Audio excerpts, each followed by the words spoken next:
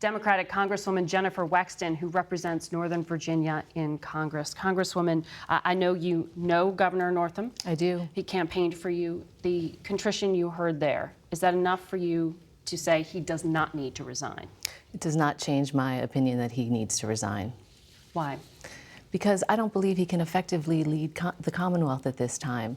I mean, I understand that he's feeling contrition, that he's feeling regret, but we need somebody who can not only address the wrongs of the past, but take Virginia into the future. And I think he's lost the confidence of the people in order to be able to do that. And yet, the Washington Post had a poll out that published overnight, and it said Virginians are split. But an interesting portion of that said the majority of Black residents say he should remain in office. Is that Black public opinion persuasive to you at all? Well, I mean, everybody's entitled to their opinion, and that's persuasive. But remember, he won a vast majority of the Black vote in his election. And we're not talking about approval numbers. We're talking about people who feel that the governor should step down immediately. So it's a very different situation. The fact is, he's really lost the confidence of a lot of the people he's supposed to be leading. And what about the Attorney General, Herring, who also admitted to having appeared in blackface in the past? Should he resign? Well, his situation is different, and I judge each situation on its merits. The Attorney General came forward proactively, is very regretful and contrite. He reached out to all the African-American leaders and other leaders, very heartfelt anguish about what he had done. But he's got a lot of work to do to regain the trust of the people of Virginia. So you're withholding judgment? I'm withholding judgment. Margaret, yes. Can I ask a question? Am I still mic'd now? I don't know that you are. Sorry, what is your question, Gail? Well, when you said that he's lost the confidence, he realizes that, but he also wants the chance to regain the confidence. Do you think he deserves that? He knows that he's lost everyone's confidence. But he still needs to be able to govern, and that's the problem. If he's spending his entire rest of his term apologizing and trying to preserve his own reputation and his legacy, he's not going to be an effective governor for the people of the Commonwealth. I don't think the governor is that selfish at the end of the day. I want to make sure we also talk about the Lieutenant Governor, Justin Fairfax, because I know you have strong feelings about him as well. He has made clear he's not going to resign. Do you expect there to be an attempt to impeach him? Well, one of the members of the House of Delegates has said that he intends to file articles of impeachment next week. That's a decision that my former colleagues in the General Assembly are going to have to make about how that plays out.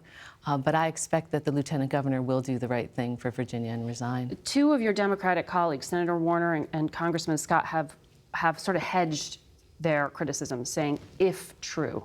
Is there a possibility that Justin Fairfax is unfairly accused here? He is the subject of two extremely credible, corroborated accusations of serious sexual assault. That's the situation we're looking at right now. It seems highly unlikely that these women would come forward and subject themselves to this kind of abuse if these allegations were not factual. Because I think a lot of people ask, where is the benchmark for you believing the accuser versus believing the Lieutenant Governor? And they apply that to various different cases, whether it was Justice Kavanaugh or their own personal experience. For you, what is the benchmark? I don't know that I can say that there's a particular benchmark. I judge every case and every complainant and every situation on its merits. You know, I was also a prosecutor, and this is not an issue where we need to prove something to be proven beyond a reasonable doubt. Elected leaders need to be held to a higher standard, and where there are credible allegations, corroborated allegations of serious sexual assault, we're talking about rape and forcible sodomy, this is something that impacts his ability to lead in the future. The Democratic Party has really tried to stake out a moral high ground on issues of race, on issues of gender, and sexual assault. Do you think these stories, 3 Democrats here, do you think that this has damaged the party? I think that our reaction to these stories shows how seriously we take these allegations and conduct of our elected officials. You know, the good news is Democratic leadership doesn't begin and end with the 3 men serving in elected office in Virginia right now, in statewide office. We have a vast numbers of really talented, diverse, hardworking, capable leaders who are able to step up and fill the void that will be left. Congresswoman, thank you for joining us. Gail King, thank you, Margaret. for being here with us.